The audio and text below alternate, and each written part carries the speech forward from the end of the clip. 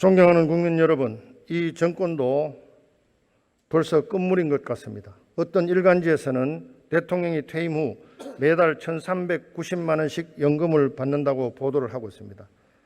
우리 보통 국민들은 한 달 수입이 200만 원이 채 안 되는 상황이었어요. 존경하는 국민 여러분, 정진석 부의장님과 의원 여러분, 국민의힘 김혜국입니다. 풍성하고 행복해야 할 추석이 다가오고 있지만 우리 국민들은 삶의 고통에 시달리고 있습니다. 집값은 다락처럼 올라버려 내 집을 사겠다는 희망은 절망이 되었고 계속되는 거리두기는 많은 사람들을 생존의 벼랑 끝으로 내몰고 있습니다. 어디 그뿐입니까? 정부가 발전소 짓겠다고 원전지구로 지정했다가 어느 날 갑자기 지구 지정을 해제하고 지원금도 빼앗아 가버렸습니다. 총리께 질의드리겠습니다. 총리님, 네. 대한민국 헌법 제86조가 규정하고 있는 국무총리의 임무는 무엇입니까? 대통령을 보좌하고 행정부를 통할하도록 돼 있죠. 네, 예, 그렇게 돼 있습니다. 지금은 총리께서 정치보다는 민생에 훨씬 더 치중해야 될 시점이죠. 그렇습니다. 예. 악마는 디테일에 있다는 말이 있습니다. 우리 총리께서는 우리 국민들의 살림살이가 한 달에 수입은 얼마나 되고 그 돈이 어디에 쓰여든지 꼼꼼하게 살피고 계시고 있죠. 제가 아주 더 세세하게 알면 얼마나 알겠습니까만은 우리 국민들의 삶이 여러 가지 경제 성장이라든가 또 세계적인 한국 경제의 그 위치에도 불구하고 국민들의 삶이 그렇게 나아지고 있지 않다라는 그런 비판을 받고 있다고 알고 있습니다. 보통 사람들은 밥 먹고 잠자고 아이 키우고 노후 대비하는 것이 인생의 거의 전부고 그중에 밥을 먹을 수 있는 일자리와 가족이 쉬고 지낼 수 있는 잠자리, 이 두 가지 자리가 대단히 중요하겠죠. 네, 그렇습니다. 예. 주거와 일자리. 예. 그런데 일자리는 청와대 상황판 만드는 그날부터 이상기류를 타버렸기 때문에 주택과 소득 문제에 대해서 질의하겠습니다. 도표를 잠깐 보시죠. 우리 대한민국은 5,180만 명이 2,093만 가구에 살고 있습니다. 이 중에 자기 집이 없는 사람들은 얼마나 되죠? 예, 약 한 40% 좀 넘는 걸로 알고 있습니다. 예. 수도권은 절반이 없습니다. 네. 그런데 조사 결과 70% 이상이 주택 문제에 대해서 불만을 갖고 있다고 나왔는데요. 네. 그 불만의 원인이 무엇이라고 생각하십니까? 예, 결국은 내가 안정적인 주거를 확보할 수 없을 것이다. 또 이렇게 집값이 뛰고 나면 이게 내 집 마련도 어려울 뿐만 아니라 또 내 자식한테도 이런 주거가 없는 주거 불안을 대물림하지 않겠냐는 그런 현실적인 우려가 있다고 생각합니다. 예, 정확하게 인지를 하고 계시는군요. 우리나라 2천만 가구의 평균 집값은 얼마 정도입니까? 전국적으로 말입니까? 예, 그렇습니다. 전국적으로는 보니까 아파트 기준으로 한 5억 정도 되는 걸로 알고 그렇습니다. 예, 예. 서울시 상위 20%는요. 지난번 자료에 드렸는데 20억입니다. 20억. 예, 그렇습니다. 네. 5억 대 20억입니다. 5억 대 20억요. 4년 전만 하더라도 3억 대 6, 7억 정도 됐습니다. 집값 차이가 4년 만에 2배에서 4배가 돼버렸습니다. 알고 계시죠? 네, 네. 예. 넘사벽이라는 말 들어보셨습니까? 넘사벽. 사전에도 나오는 용어입니다. 예, 넘사벽. 넘지 못할 그런 약자인 걸로 알고 그렇습니다. 예, 이 말은 네. 3억에서 6억 정도는 어느 정도 도달 가능성이 있는데 네, 네. 5억에서 20억은 도저히 넘을 수 없는 4차원의 벽이라는 그런 의미로 넘사벽입니다. 국민을 절망으로 몰아넣고 있는 부동산 폭등이죠. 예. 지난번에 종부세법 개정된 거 아시죠? 예, 예. 종부세 개정으로 우리나라에서 몇 명이 종부세 내는 걸로 알고 계십니까?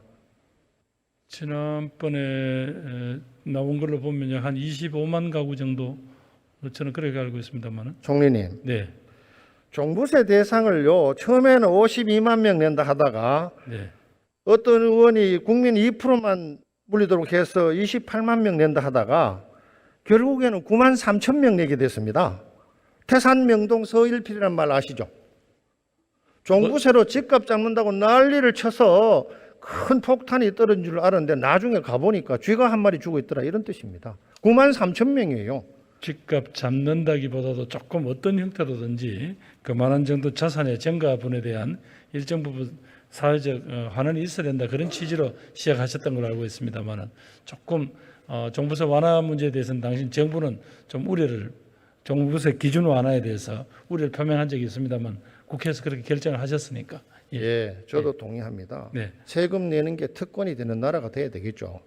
뭐 그만한 존중을 받는 나라가 돼야 되겠습니다. 이 과정을 살펴보면은요, 종부세 부과 기준을 9억에서 11억 원으로 올리고 여당이 당당하게 설명한 것처럼 공제 기준도 3억에서 5억으로 늘려버린 겁니다. 그렇기 때문에 처음에 종부세 대상이 20수만 명이라고 이야기되다가 9만 3천 명이 된 겁니다. 이래가지고 집값 잡겠습니까? 저는 조금 시장에 조금 잘못된 신호가 같지 않냐는 걸 우려하고 있습니다. 지난 4년간 수도권, 서울이 아니고요, 수도권 집값은 얼마쯤 올렸다고 보고받았습니까? 뭐 50% 이상 올랐던 걸로 알고 있습니다. 예. 총리님 생각에 집값은 누가 올렸고 지금까지 책임진 분이 계십니까? 예, 뭐 역시 이제 여러 사람들이 이야기하는데 제일 큰 원인은 좀 공급이 부족했다라는 게 지적이 되는 것 같고요. 또 두 번째는 결국 최근에 전 지구적인 이 유동성 과잉도 분명히 하나 역할을 한 것 같고요. 왜냐하면 이건 한국뿐 아니라 다른 나라에도 집값이 요새 오르고 있으니까.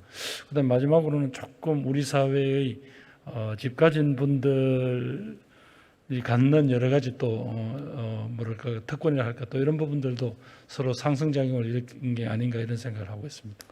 한 장의 사진을 보시죠. 네 분의 인물이 나와 있습니다.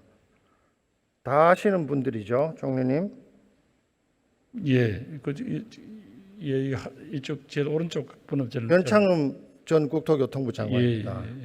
이 인물들 중에서 누가 부동산 정책 실패에 가장 큰 책임이 있다고 생각하십니까? 왜냐면 뭐 특별히 제가 어느 누구 한 개인에게 이 문제 책임을 물어서 이 문제가 잘못 풀렸다 이렇게 보기는 어렵다고 생각합니다. 예. 총리님, 정책은요, 예.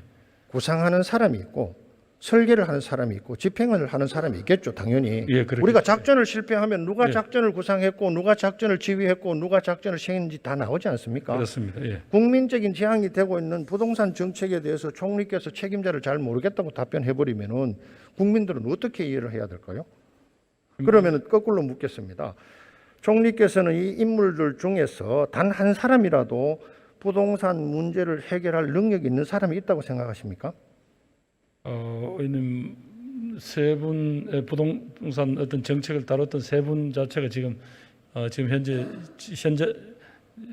그 위치에 있지 못하지 않습니까? 네. 근데 뭐 여기 와서 다시 제가 누구 책임이 더 크다 이렇게 그렇게 말씀드리기는 좀 그건 어렵지 않겠습니까? 예. 그러면 지금 현 대통령님과 국무총리님과 각부 장관이 있는데 현 이 정권에서 부동산 문제를 해결할 수 있는 능력이 있는 사람이 있다고 생각하십니까?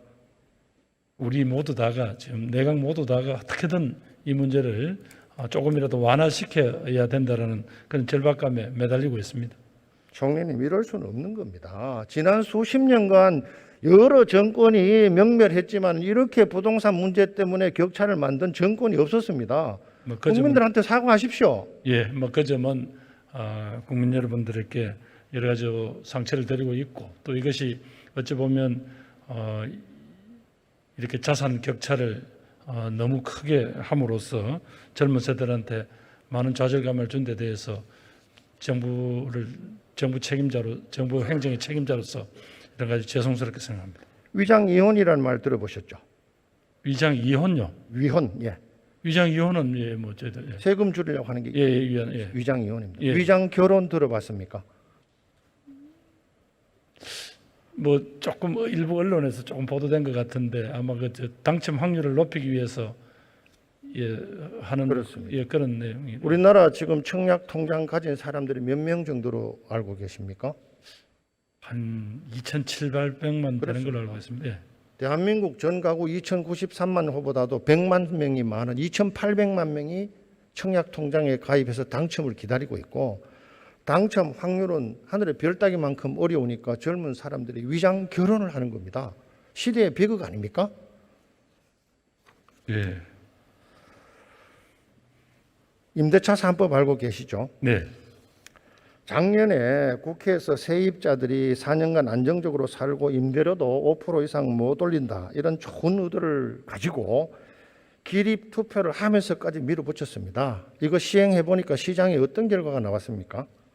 일단 뭐 전세 매물이 많이 줄었다. 거기에 따라서 전세금이 많이 올랐다라는 그런 현실을 알고 있고요. 그러다 보니까 물론 소위 재계약률은 높아졌습니다만은, 그러다 보니까 높은 전세를 감당하지 못해서 월세를 같이 끼고 전세를 하는 뭐 그런 경우가 많다는 보고를 받고 있습니다. 그렇습니다. 세입자는 전세 가격이 1, 2억도 아니고 3, 4억씩 올려달라 하니까 목돈을 구할 방법이 없고, 네. 또 집주인들은 세금이 올라가니까 이걸 월세로 돌리지 않으면은 손해가 너무 나서 반전세가 대세가 되고 있다고 합니다. 그러면은 우리 보통 사람들은 이 월세로 전환됐을 때 한 달에 월세로 얼마를 주는 걸로 알고 있습니까? 뭐 다릅니다만은 지금 우리 공금리보다는 훨씬 높은 수준에서 결정되는 걸로 알고 있습니다. 그렇습니다. 국민주택 규모로요, 한 달에 1억 보증금이면 200만 원이고 3억 보증금이면 120만 원 줘야 됩니다. 우리나라 1인당 가구 수입은 얼마 정도로 알고 계십니까? 수입 대비 월세는 주거비 폭등 문제가 연관이 되어 있기 때문에 대단히 중요합니다. 그렇습니다. 예. 예. 우리나라 한 가구당 연 5,924만 원입니다. 2.48명이 살고 있기 때문에 1인당 나누면 한 달에 200만 원이 안 되는 겁니다. 200만 원도 안 되는 돈 가지고 월세를 5, 60만 원씩 줘버리면은 교통비하고 밥값하고 나면은 미래 설계가 되겠습니까? 예. 그렇기 때문에 주거비 안정 문제는 그냥 단순한 집값 문제가 아닙니다. 이거는 인간의 생존권, 기본권, 미래에 대한 희망과 직결되어 있기 때문에 그만큼 부동산 정책이 중요한 겁니다. 이해하시죠? 예, 그동안 우선 가장 취약한 이 청년들을 위해서 월세 중에서 한 20만 원까지 한도에서 저희들이 우선 지원하는 그런 예산을 내년에 준비를 하고 있습니다. 총리님, 네. 청년을 위해서 지원하는 건 좋은데요. 네. 우리나라 국민 800만 이상이 전월세 살고 있습니다. 그 점을 반드시 명념하셔야 됩니다. 네, 의원님 지적을 아프게 받아들이겠습니다. 저희들도 어떻게 하면 이 서민주거 안정이라는 이 절박한 과제에 뭔가 저희들도 한 걸음 나아갈 수 있도록 최선을 다하겠습니다.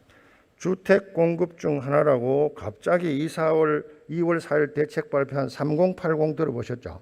예, 예. 3080 대책이 뭐라고 이해하십니까, 총리께서는? 일단 뭐 수도권에 30만 호, 전국에 80만 호의 주택을 공급한다라는 정부의 어떤 정책적 의지를 담은 것으로 알고 있습니다. 그렇습니다. 네. 3년 내내 공급은 부족하지 않다고 주장하다가 금년 2월 4일 갑자기 공급을 한다면서 이 정책을 내놨는데요. 동대문구 용두동의 토지 소유자들이 저에게 항의 문서를 보냈습니다.